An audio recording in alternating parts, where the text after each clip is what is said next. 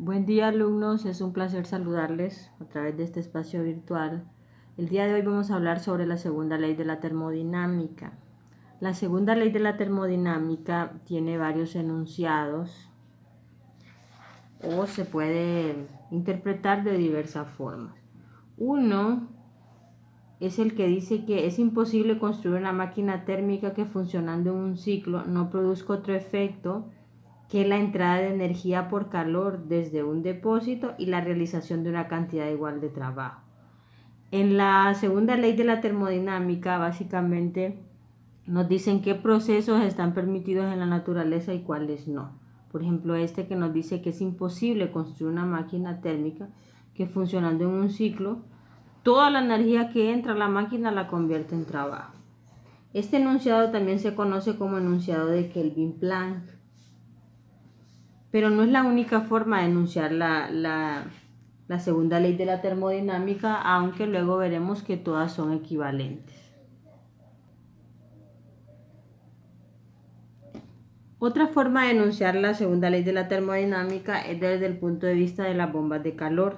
Es imposible construir una máquina cíclica cuyo único efecto sea transferir energía de manera continua mediante calor desde un objeto a otro a una mayor temperatura sin la entrada de energía por trabajo. O sea que es imposible transferir energía desde un objeto a menor temperatura a uno de mayor temperatura, o desde un espacio a menor temperatura a uno a mayor temperatura, sin una entrada de energía por trabajo. Esto violaría la dirección natural de transferencia de calor, que es del cuerpo a mayor temperatura al cuerpo a menor temperatura. Es decir, como en algunos textos se utiliza el término, se transfiere del cuerpo caliente al cuerpo frío, refiriéndonos al de mayor temperatura y menor temperatura. Bien, ahí tenemos algunas fórmulas relacionadas con la segunda ley de la termodinámica, donde la eficiencia en una máquina térmica es el trabajo hecho por la máquina entre la energía que entra, que en este caso es el calor del depósito caliente o QH. Si lo vemos desde el punto de vista de los refrigeradores, entonces tenemos los famosos COP o coeficientes de realización. El coeficiente de realización modo enfriamiento es el QC o calor del espacio frío o a menor temperatura entre el trabajo. O sea que aquí, como la dirección de flujo de energía es al revés, entonces también el coeficiente de realización, que vendría siendo una forma de medir la eficiencia en las bombas de calor, sería la energía que sale versus la energía que entra. En una bomba de calor modo calentamiento, como por ejemplo un sistema de calefacción, el coeficiente de realización lo calculamos como QH, o el calor del depósito a mayor temperatura, entre el trabajo que entra al sistema. Bien, otra forma de enunciar la segunda ley de la termodinámica es desde el punto de vista de la máquina de Carnot. La máquina de Carnot es una máquina ideal, ¿verdad? Funciona en un proceso reversible, completamente reversible, por lo tanto en la naturaleza, en la realidad, no existe esta máquina. Ahora, ¿por qué tiene una importancia en la termodinámica? Porque nos sirve como parámetro de referencia. La máquina de Carnot es un parámetro de referencia para medir otros procesos en las mismas condiciones. Entonces, como la máquina de Carnot es una máquina completamente reversible, ninguna máquina que opere con las mismas condiciones de temperatura va a tener mayor eficiencia que la máquina de Carnot, que es una forma de poner un límite, y es como quien dice una forma equivalente de enunciar la segunda ley de la termodinámica. Al final, todos los enunciados son equivalentes porque nos dicen qué procesos son posibles en la naturaleza y cuáles no. Por ejemplo, existen los procesos reversibles y los procesos irreversibles. En los procesos reversibles nosotros podemos ir de un estado a otro. Si lo vemos en un diagrama PV, entonces podríamos regresar al mismo estado utilizando la misma trayectoria. En un proceso irreversible, podemos regresar al mismo estado, pero no utilizando la misma trayectoria. O sea, hay mecanismos de transferencia de energía que desde el punto de la segunda ley de la termodinámica son imposibles, ¿verdad? En la naturaleza todos los procesos son irreversibles, o sea que no podemos tomar la energía que perdemos en un proceso y recuperar exactamente la misma energía para volver a un estado. Bien, para visualizar la aplicación de la segunda ley de la termodinámica vamos a resolver un ejercicio. En este caso me refiero al ejercicio número 15 del texto de Física para Ciencia e Ingeniería de Serway, el capítulo 22, que nos habla de máquinas térmicas y la segunda ley de la termodinámica. El ejercicio dice así: a una turbina entra argón a una relación de 80 kilogramos por minuto, a una temperatura de 800 Celsius y una presión de 1.5 megapascales. Se expande adiabáticamente mientras empuja sobre las aspas de la turbina y sale a presión de 300 kilopascales. Calcule su temperatura de salida, calcule la potencia de salida de la turbina y el inciso C, calcule la máxima eficiencia de la máquina. Entonces ahí tenemos los datos, nos dan ahí, no nos dan una masa, en realidad nos dan un flujo másico o una velocidad de masa, por eso le coloqué un puntito, 80 kilogramos por minuto. Una temperatura inicial, una presión inicial, una presión final, y nos piden la temperatura final, la potencia y la eficiencia máxima que puede tener la máquina. Bien, para resolver el problema, lo primero que tenemos que hacer es repasar un poquito sobre lo que es un proceso adiabático. Recordemos que en un proceso adiabático no hay entrada ni salida de energía por calor y se cumplen las siguientes relaciones. Estas relaciones las podemos encontrar en el capítulo 21 del texto de Física para Ciencia e Ingeniería. Entonces, estas relaciones surgen de las variables de estado, presión, volumen, temperatura y de la ecuación del gas ideal o de la ecuación de estado para un gas ideal. Entonces, tenemos que presión inicial, volumen inicial a la gamma es igual a presión final, volumen final a la gamma. Y así también la relación entre las tres variables, gamma ya sabemos que es la relación de los calores específicos a presión constante y volumen constante.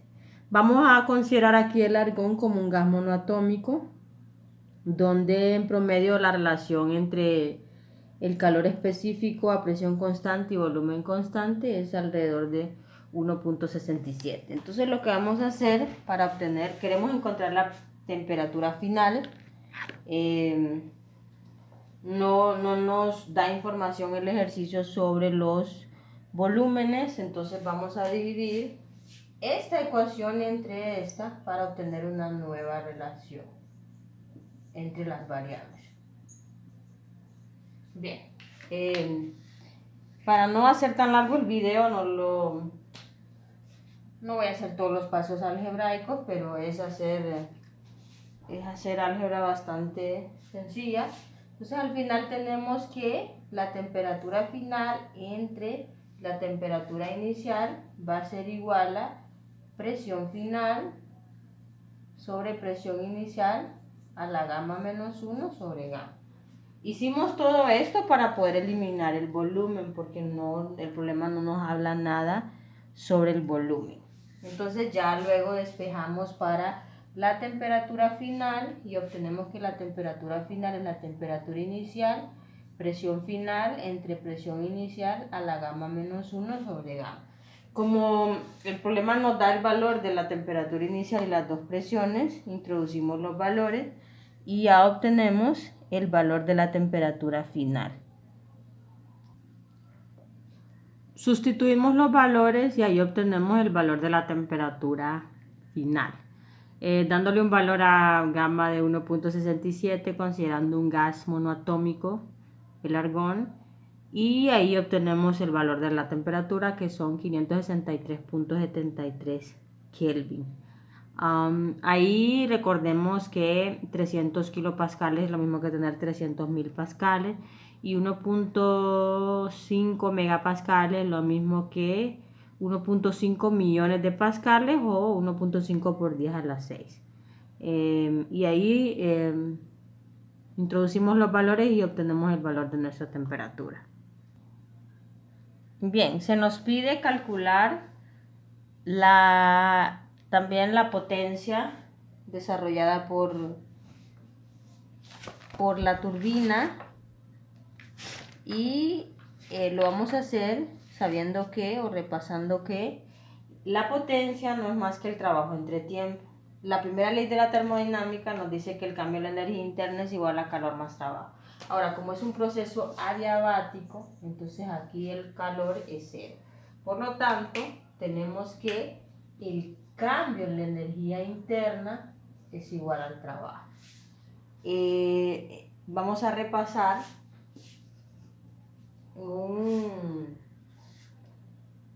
en un gas ideal.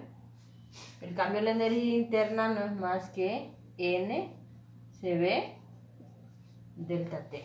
Lo podemos expresar en términos de el calor específico a volumen constante mediante eso.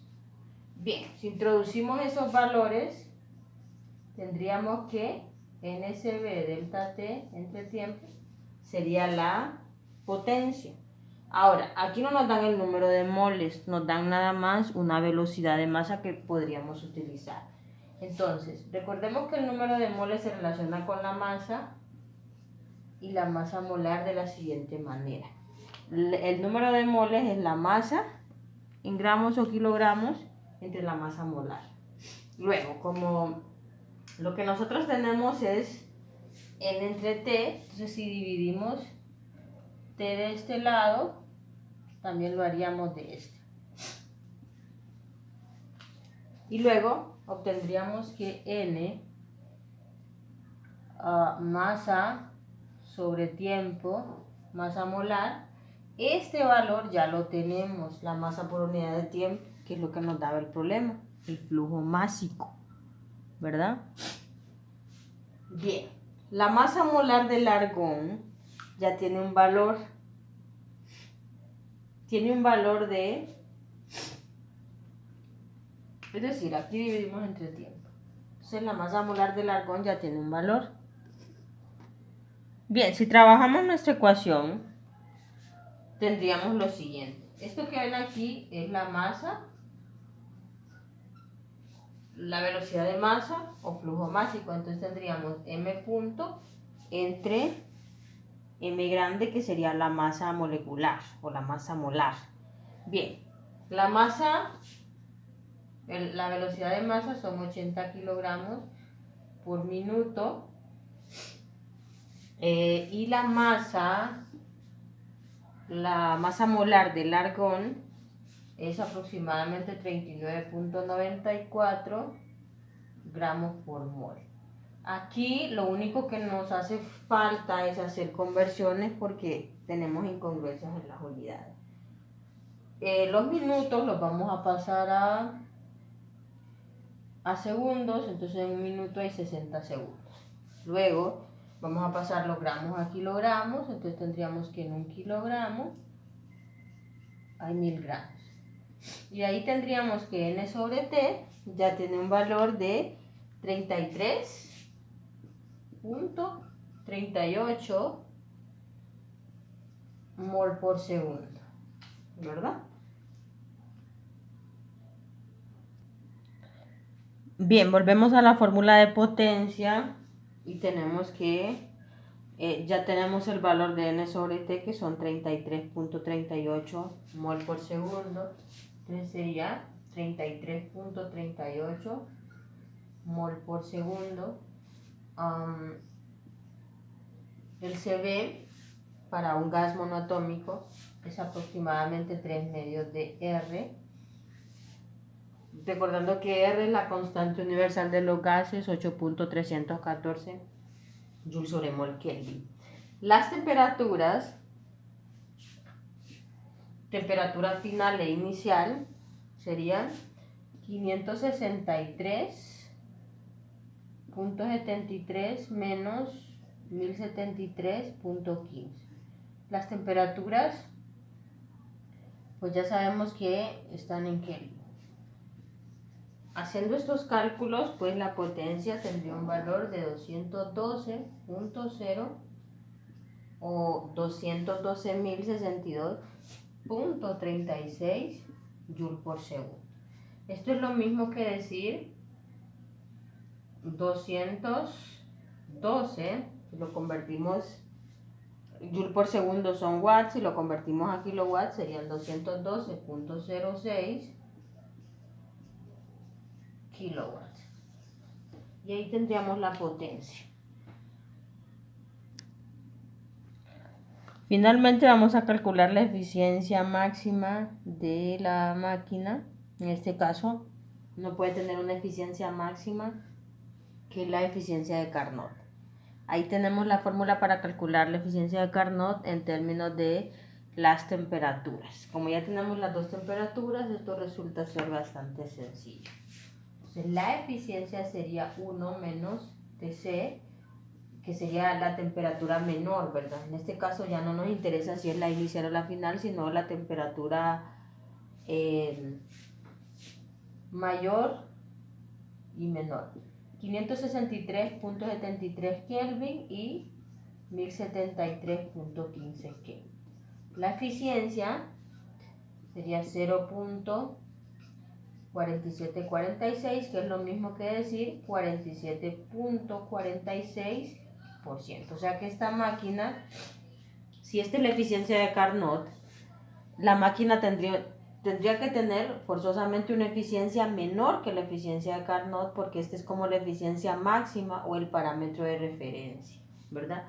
Operando con las mismas temperaturas, una turbina nunca va a tener una eficiencia mayor que la eficiencia de Carnot, que en este caso serían 47.46. Bien, eso ha sido todo y espero que el video sea de mucha utilidad.